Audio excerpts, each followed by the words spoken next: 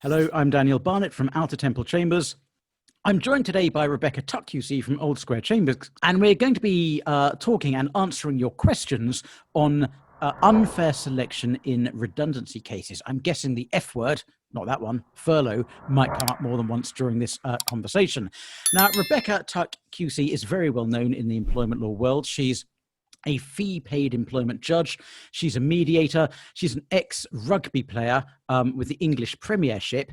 And she's also, I asked her this just as we were logging in 5 minutes ago, in her shoe room.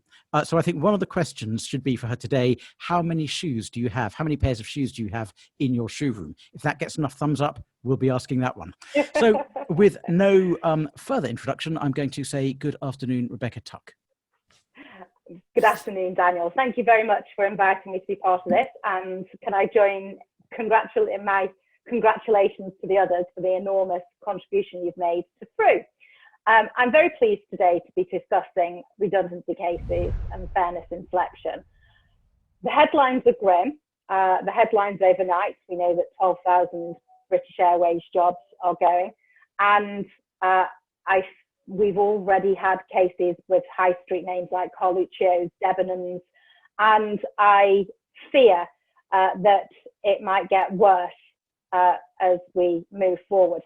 So the starting point is section 139 of the Employment Rights Act, has the needs for an employee to carry out work ceased or diminished. And we historically had a whole load of function tests, contract tests. The position in relation to the interpretation of section 139 is now very clear. Guidance was given by Peter Clark in Safeway Stores Against Burrell back in 1997. And he simply said there are three questions. First of all, has the employee been dismissed? Secondly, if so, has the requirement of the employer's business for employees to carry out work of a particular kind ceased or diminished? And thirdly, if so, was the dismissal of the employee caused wholly or mainly by that state of affairs? This has been approved at the highest level in Murray and Foyle Meets. Back in 1999, Lord Irving gave a very short and to the point judgment, telling all as employment lawyers that we've got our knickers in a twist with contract tests and function tests and all the rest of it. And it's very simple causation question. So this means that an employer can satisfy having a potentially fair reason for dismissal within section 98(2) of the Employment Rights Act. And we go straight then to the question of how the redundancy situation has been handled to consider whether the dismissal is fair or unfair, and the reasonableness test in section 98(4) of the Employment Rights Act. Now, I go right back almost 40 years to the case of Williams and Compare Maxim back in 1982, where the EAT set out standards which should determine whether tribunals will consider a dismissal to be fair or unfair. Now, this was decided in an era where trade unions were more prevalent in the workplace, and there's quite a lot of emphasis on consultation with unions and independent trade unions. I'll come on to collective consultation in a couple of minutes. But a lot of the general guidance, whether you're talking to unions, employee representatives, or individuals, is still applicable. So there are 5 key things that we're looking for in determining whether a dismissal is going to have been fair in redundancy situations. Number 1 is warning. Employers must give as much warning of impending redundancies as possible so that employees can take steps to inform themselves, consider alternatives, and if necessary, start looking elsewhere within or out with the business. Secondly is consultation, either with unions, representatives, or individuals, as to the best desired means to achieve what management need, which is usually cost cutting, with the lowest level of hardship to employees. And this consultation will often involve considering whether there should be pools for selection. The third element is selection criteria, and these should be as objective as possible. And in the Williams and Compare Maxim case, it was suggested that so as to avoid opinions, you have things like attendance record, efficiency at the job, experience, length of service. Now, a big health warning with the length of service is that, of course, you must ensure that the criteria that are being applied are not going to be directly or indirectly discriminatory on the basis of any protected characteristic. Fourthly, you must have fair selection, and you must consider any representations.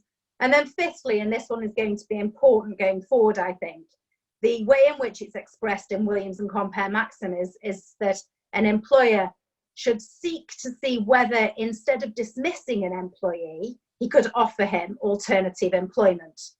Now, I wonder whether in the circumstances of the job retention scheme, that should now be read to see an alternative to dismissing the employee, and whether at that point you bring in, well, is an alternative to dismissal at this point furlough? These principles not all of them will be relevant in every single case, but it's a good starting point for the factors that should be borne in mind. Section 98.4 requires us to look at the size and administrative resources of employers. And in redundancy cases, it's particularly important to look at the number of proposed redundancies and whether the provisions of the Trade Union Law Reform Consolidation Act 1992 are engaged. Now, we've seen the impact of this in the press and in the changes to the furlough scheme. Section 188 of the 92 Act places a duty on employers to consult where it's proposing to dismiss as redundant 20 or more employees at one establishment within a period of 90 days or less. And that consultation has to begin in good time, and in any event, if there's going to be more than 100 employees dismissed, with at least 45 days before the first dismissal, otherwise 30 days, as Daniel's highlighting for you on the screen.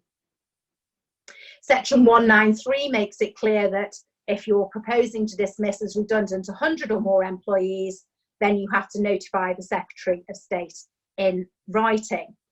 Now, it is interesting, isn't it, that on the 17th of April, which is 45 days before the furlough scheme was intended to come to an end at the end of May, we had the announcement that the furlough scheme would continue to the end of June.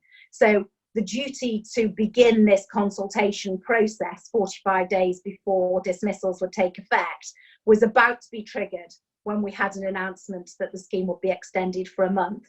So I think a lot of us are waiting with bated breath for the 17th of May to see, 15th of May, Friday the 15th of May. We all know that our exciting Friday nights as employment lawyers are now spent reading updates, guidance and directions about furlough schemes. And Friday the 15th of May, hold that space for any announcement as to the scheme being extended. I wanted to pick up on a European case which has been cited a lot in recent weeks.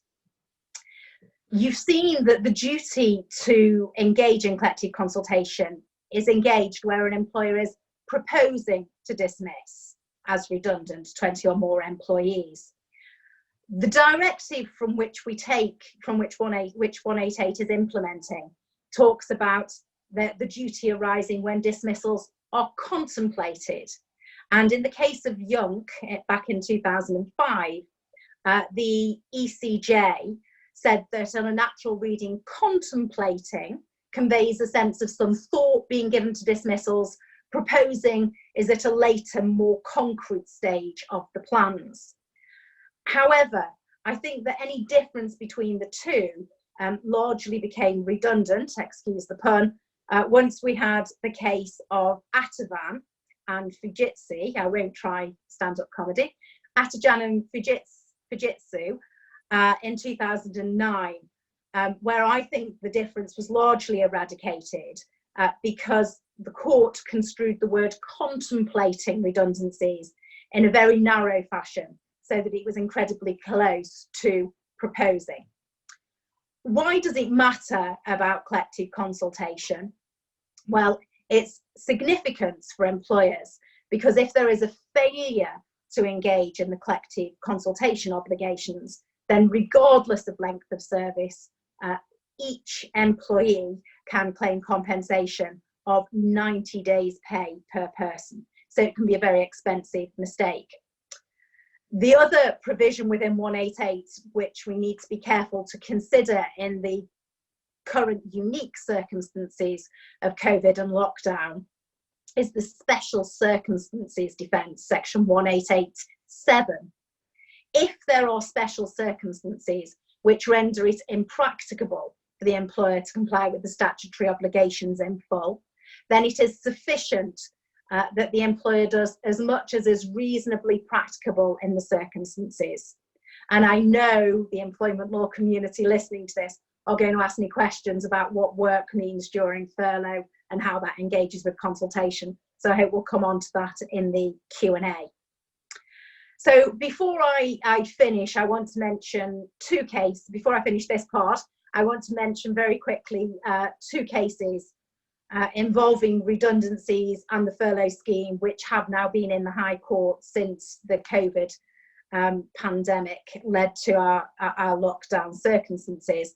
The first is Oliver Siegel and Stuart Brittenden's case in Carluccio's, where Mr. Justice Snowden held that there might be a duty on employers and indeed administrators, depending on the facts, to take steps or additional steps to give employees the opportunity to be furloughed and therefore receive the benefits of the government grants and the job retention scheme, as opposed to dismissing those employees.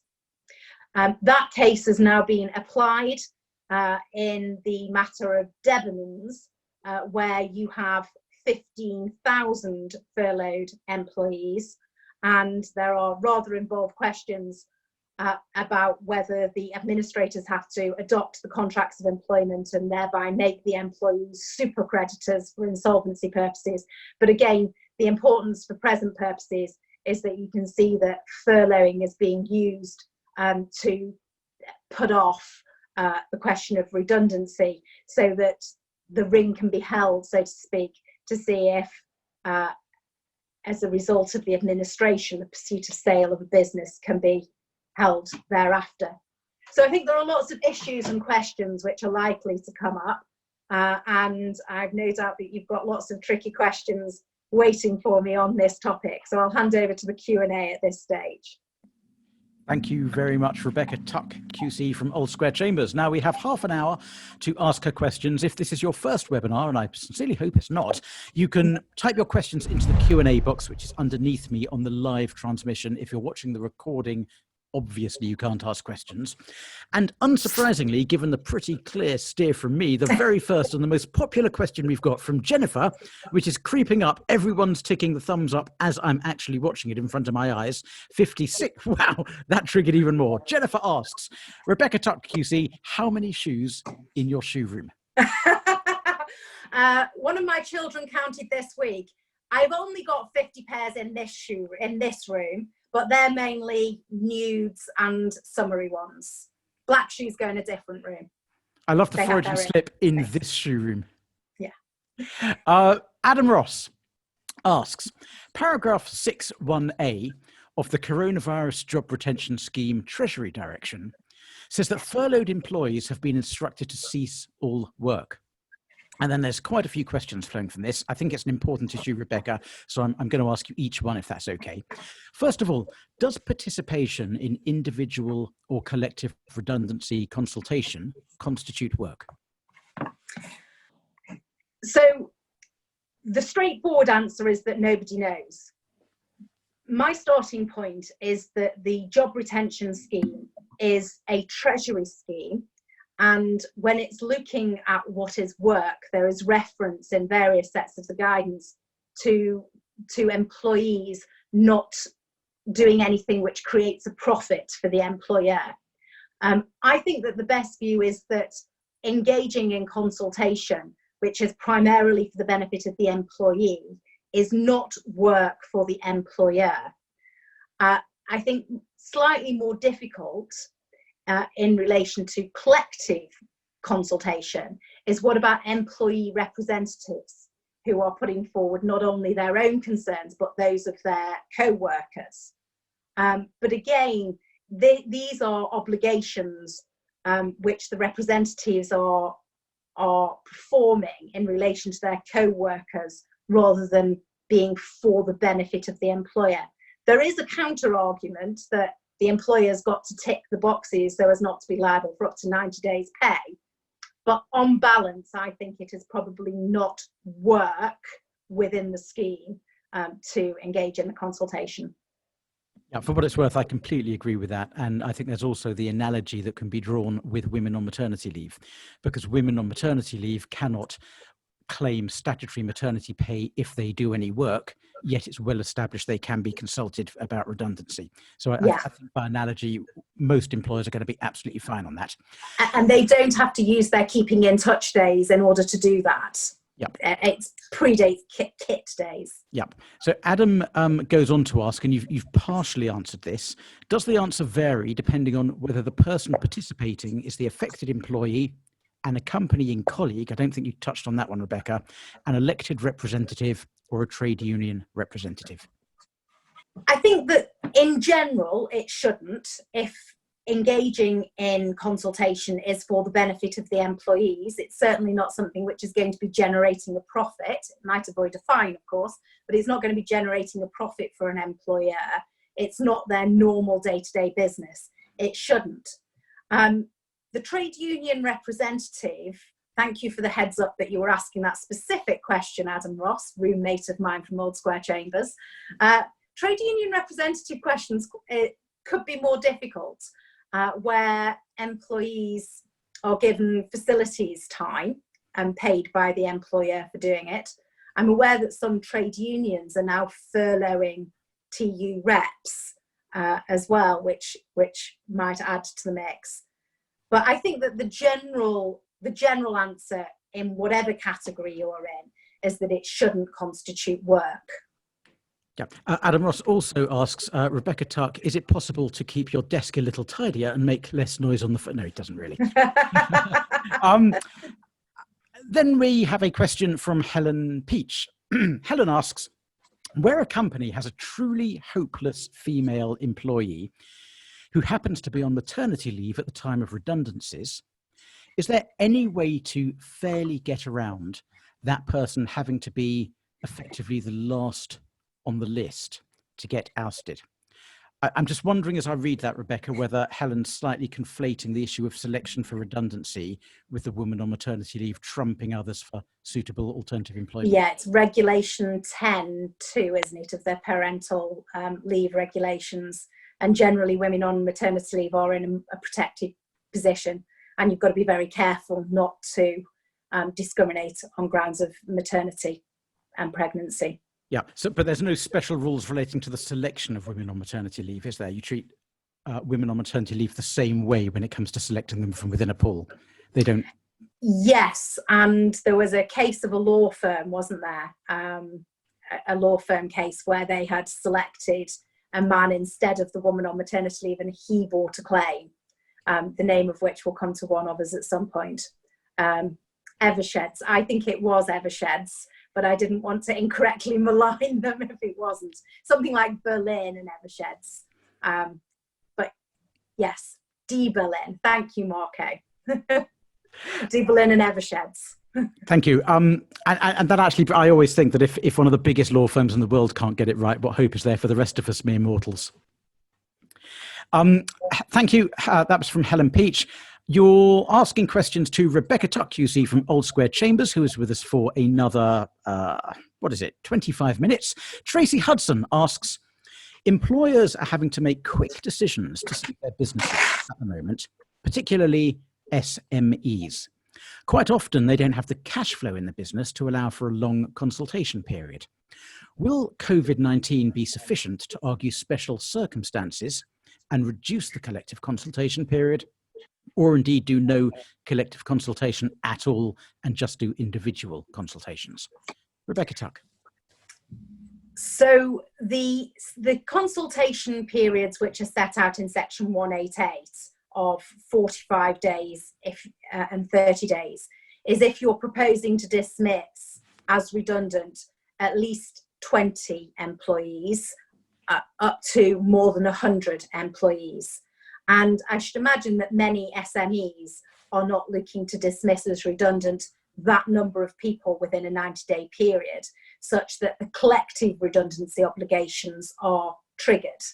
SMEs are much more likely to be looking at fewer employees where there are no set deadlines as to how long consultation should be. Consultation should be a reasonable period, and what is reasonable is going to be very dependent upon circumstances. I must say, we have the unusual situation with the job retention scheme, where in one of the earliest sets of guidance, there was discussion about re-employing employees who had been dismissed so that they could take advantage of furlough. And I do feel for small employers who did this, thinking that their only obligation to that formerly dismissed employee would be satisfied by the government. And now I see the question from Gillian, I'll come to that. And now we know that annual leave will continue to accrue, and it's probable that that should be paid at 100% of wages, not 80%. And these employers are going to find themselves with additional obligations.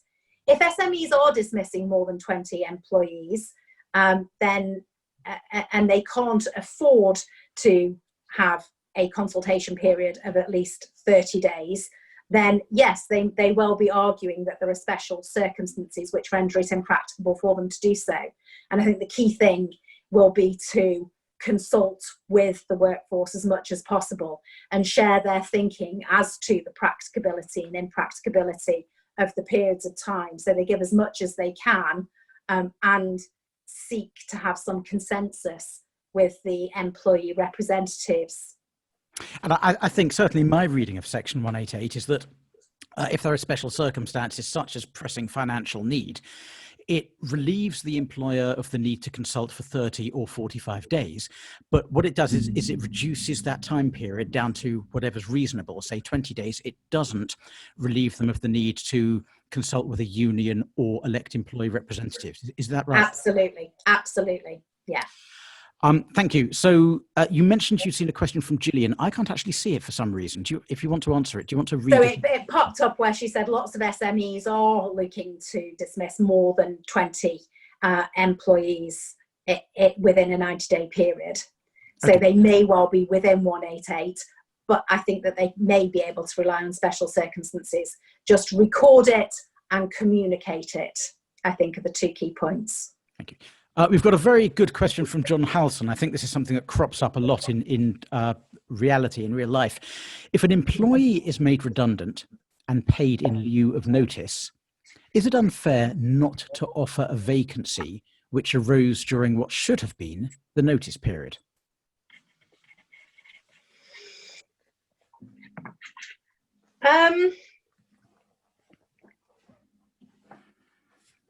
That's a really interesting question. Can I have a stab, Rebecca? You have a stab at that. Okay, I think, John, the answer to that is that it's not unfair once the internal dismissal process is finished, once it's been through the appeal, because at that stage, everything's crystallised, all the decision-making's been done, and it can't be unreasonable to have made a decision based on facts that weren't known to the employer at the time. But if the vacancy arises during an appeal process, even if technically the effective date of termination has passed, then I think it would be unfair not to take that into account. And you've got to look carefully at what this vacancy is, because the employer in the first place is going to have to satisfy the tribunal that there is a genuine redundancy situation. And if the vacancy is too close to that initial job and has come up so soon afterwards, was there really a diminution or cessation of the need for employees to do work of that kind? So thank you, John. That was a good question. We have a question from Paul Ray. Where cost is the only factor, what if an employer simply wants to exit the highest paid colleague to reduce cost, and that is the only criteria applied? Well, you've got to consult about what the criteria you are applying are. You don't have to have agreement as to the criteria. You seek to agree them, but ultimately it is the decision of the employer. And if they think that their desired management result of saving cost, which is at the base of the vast majority, if not all, redundancy situations, if they think that that can be achieved most fairly by getting rid of a highly paid employee rather than many underneath, then that might be what happens. But the key thing is to consult about it and share the rationale and explanation. And you've also got to be confident there's no age discrimination issue there as well, I suppose, because very often the highest earning person might be the oldest person. So it's interesting that you start off by saying cost is the only factor, because if it is indirectly discriminatory on grounds of age and you're seeking to justify it, then you can't rely upon cost alone. You've got to have your plus factors. And for those, you're going to go back to the Daniel Barnett webinar with Andy Short from a few days ago and remind yourself of the factors that he was talking about in that case. And if you want to go back and look at that, you can do it on the website. Just go to employmentwebinars.co.uk and click on recordings, and you can access all of the old webinars there. Glynis John. Hi, Glynis. Glynis asks, do you agree that refusal to agree to furlough can amount to some other substantial reason dismissal for a refusal to agree to a contractual variation rather than redundancy, potentially fair, provided a fair procedure is followed? I'm not sure I completely understand that, Rebecca. Do you? So this is the employee refusing to be furloughed. I mean, if the employee refuses to be furloughed, then presumably their alternative is redundancy. Well, refusal to agree to furlough, why would an employee refuse to do this? What is their alternative? Because the employer is in a position where they have no work for this employee. So the alternative seems to be a much more prompt dismissal for redundancy. We're joined by Rebecca Tuck, QC from Old Square Chambers, who is taking questions on fair selection for redundancy. Rebecca is with us for another 15 minutes, and the next question is from Jason Springer. Jason asks, do you think there is any scope for an employee to argue that the employer should have collectively consulted prior to placing them on furlough? Now, there's an interesting question. If you're placing more than 20 people on furlough, is there an obligation to collectively consult? So obviously, those who were drafting the collective consultation provisions, like the rest of us, have probably never heard the word furlough in English law at that time. The obligation is to start consultation before proposing to dismiss as redundant. Now, on one analysis, the furlough scheme, the job retention scheme, is designed to deal with this temporary cessation of business, of society, after which employees can return to work. So it may be that there is no proposal to dismiss the employees of redundant. You think about shops that have closed, that have had to close their doors and have furloughed employees, but they anticipate that a time will come when they're able to open their doors again and they will need their staff back again. So I don't think that there is necessarily an obligation to consult before furlough. Paul Marsh asks, how far can a tribunal question the reason for a redundancy, such as challenging the underlying business decision to close a place of work or reduce the number of employees needed to do work of a particular kind? Tribunals have traditionally been very slow to go anywhere near second guessing employers' business decisions. They want to know that it's not a sham, that there is an actual redundancy situation.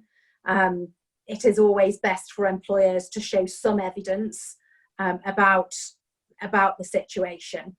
but there has always been a danger about piercing the corporate veil and going too far in second guessing management decisions. So the answer is they don't go very far, and that's why certainly since Safeway stores and Borough, you've had so much emphasis on Section 98 for procedural fairness rather than what is the real reason for dismissal. I actually find it, certainly in most redundancy cases I'm involved in, it's very, very rare for the claimant to actually challenge redundancy as being the underlying reason for the dismissal. It's just all about the selection and consultation. Although Helen's hopeless woman on maternity leave might be challenging it. That's very true. Question from Angarad. If you serve Anne Harrod, if you serve notice of redundancy while on furlough, should notice pay be based on furlough pay or actual pay? That's a really interesting question. If only somebody had written an article on it somewhere that we could access online. Daniel, I think that this is definitely your question to answer. Well, it may be. I have an article on it which I was hoping would be on the Outer Temple Chambers website, but it doesn't seem to have made its way there. But if you go back and check the employment law bulletin that I sent out about, I think it was Monday morning. Monday? Yeah, there's a link to it, and it's a 5-page article which basically says, theoretically, if you adopt an orthodox approach to calculating this, the correct answer, depending on the type of employee and the type of contract, is they get either 80% or somewhere between 80 and 100% based on a quite complicated calculation. But the reality is that tribunals are going to totally ignore the traditional law on this and just make sure the employers get 100%. And there's several routes I've set out in that article by which they can do it. Go back, check the email I sent out on Monday. Everyone on this webinar should be subscribed to my emails, because otherwise you wouldn't be on this webinar. I hope that answers the question, Laura. The next question is from Julie Davis. It's a long question, Julie. I'm not going to read out the whole question. I'm just going to give the gist of it to Rebecca Tuck QC. Rebecca, have you seen any evidence of unions refusing to take part in collective consultation during furlough? No. No. Generally, I think that unions are very, very keen to represent their members' interests and want to do so as vigorously and as early as they possibly can. Yeah, I've heard this once, but it could well have been in the same question from Julie on an earlier webinar. I can't remember. And now, there might be individual trade union representatives who are themselves furloughed, who say, I'm not going to do my union job as a union employee and engage in consultation with you because I am furloughed, and that will be work for my employer. I can see that might be arising. Yeah, but that's slightly different. Yeah, and as long as the employer has attempted to consult with the union, if the union is not fielding anyone, I very much doubt there's going to be a breach of Section 188. The information has to be supplied, and consultation can only go so far if the union won't engage. Well, then the employer might want to start looking about employee representatives from within their own workforce. Laura Riley, Laura, your question's quite general. What should employers be taking into account when making redundancies in the current climate? Rebecca Tuck, let's have your top tip on what an employer should do if contemplating redundancies. Work with their workforce to look for alternatives and genuinely engage in the consultation, listening as well, because the employees and employee representatives might have proposals, whether it's people reducing their hours and therefore reducing their pay for a period of time, or ideas for alternative work sources, but be genuinely open to the fact that you, the employer, might not have every single answer. Question from Neil Coombs. Neil asks, can you still use length of service as a criterion for redundancy selection because it might lead to an age discrimination claim? There's a case on this whose name I can't remember, but I do remember. Is it the Rolls-Royce and Unite the Union? It is, yes, thank you. Yeah, so read Rolls-Royce and Unite the Union. It was an unusual one, that, from recollection, because the union wanted to use length of service requirements, and the employer thought that that would probably be discriminatory and didn't want to. And I think there's quite a lot in the judgment about, is this is this a hypothetical question you're asking us, and should we be giving you guidance on it? But I think you've got to think about why you're using length of service. If it is a case that for a period of time, the longer you're doing the job, the better you get, you might have you might be consulting about having a criteria about experience. So have you got under or over 5 years, for example? But is there any difference when you've been doing a particular job for 5 years as to 10 years or 15 years? Are you going to get any better at it? Then you're going to have more difficulty justifying it if it does have an indirect discrimination element.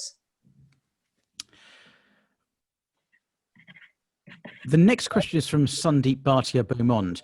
This question is one I actually thought would have been right at the top of the queue in terms of popularity. It's taken 20 minutes to get to the top, so I'm really pleased you asked it, Sandeep, because it's a question I was going to ask Rebecca if nobody else did. Could failure to offer furlough amount to unfair dismissal if the employee is made redundant instead? I think it probably could. I think that when you're going back to the Williams and compare maxim, and you've got through, you've warned, you've notified, you've consulted, you've looked at criteria, you've looked at fair selection, you then generally are looking for, is there an alternative employment available? And here there might not be alternative employment available, but there might be an alternative of giving them furlough. And we know that that is designed as an alternative to making them redundant. So it could. In all cases, would a failure lead to liability? Well, not necessarily, because there are additional liabilities that employers have still got, I think, if they choose to furlough somebody, not least the holiday rights, which will be accruing. And what does an employer do if putting them on furlough will give them continuity of employment for in excess of 2 years, such that they're now entitled to a statutory redundancy payment? So I think that it can is my answer. I think it probably will in most circumstances, unless there's a special reason not to, and a special reason not for it not being unfair dismissal might be the employee refuses to a contractual variation to agree to 80% of wages. That but I also think that if it is held to be unfair, compensation will almost certainly be limited to paying 80% of wages whilst the CJRS is in operation, because dismissal would have happened at the end of the furlough scheme coming to an end anyway. And actually, I'm just advising an employee whose employer said that they don't want to get involved in the furlough scheme at all. So they're going to pay them £2,500 between now and the end of June and put that as an ex gratia so as not to get involved in the scheme. And I've just noticed Gus Baker, who was one of our previous speakers, I think it was, I'm losing track of days now, but at the end of last week, I think, has asked exactly the same question. So Gus, I hope that answered your question as well. Karen asks, if we have a genuine redundancy situation at the moment because a site is closing, should we go ahead or should we furlough? I think that's the same question again, isn't it?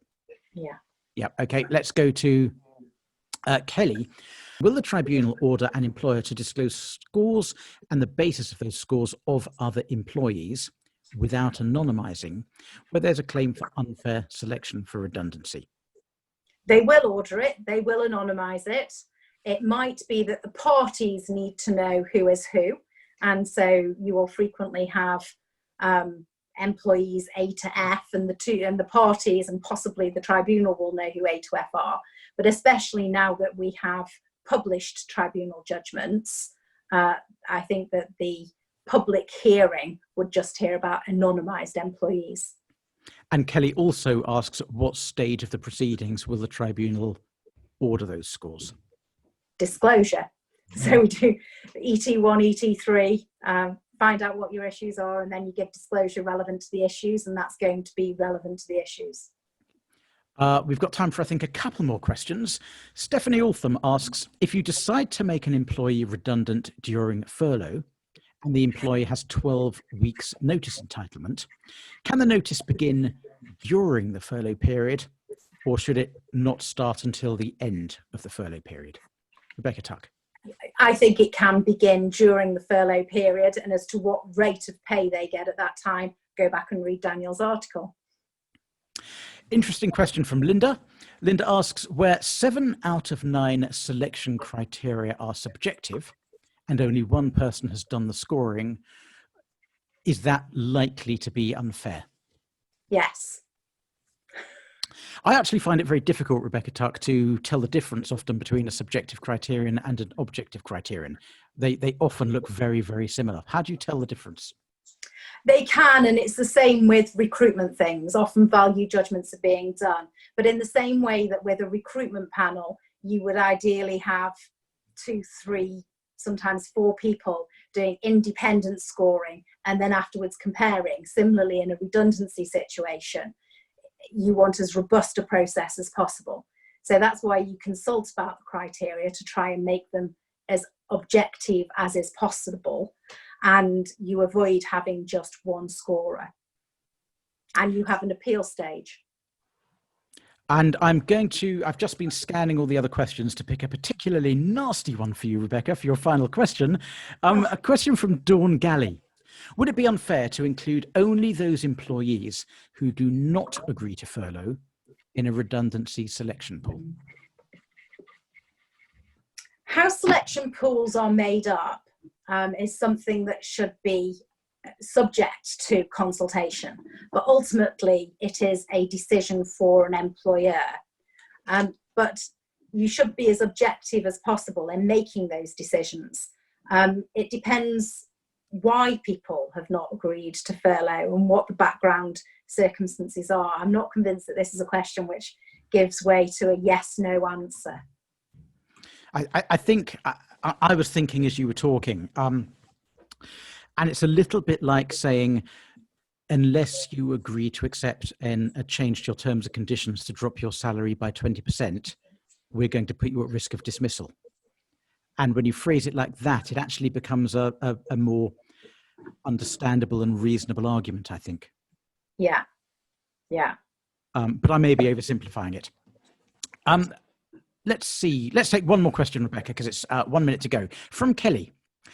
In reality, if the employee thinks that the employer is out to get them, is it better to allow the redundancy process to take its course rather than challenge the fairness during the consultation process? Because challenging the procedure during the consultation process gives the employer the opportunity to fix procedural defects. Rebecca Tuck. It also gives the employer the opportunity to listen to what the employee's got to say. Am I being hopelessly naive here? I'm not a fan of keeping arguments up your sleeve. I think that you should air them at the earliest opportunity. Engage in good faith in the process. If the employee is out to get the employee, then the points will remain good when you make them again to the tribunal. But I personally am not a fan of keeping cards up your sleeves to play at the last possible minute. I completely agree, because it leaves the employee vulnerable to cross-examination on, well, you didn't object to that at the time, did you?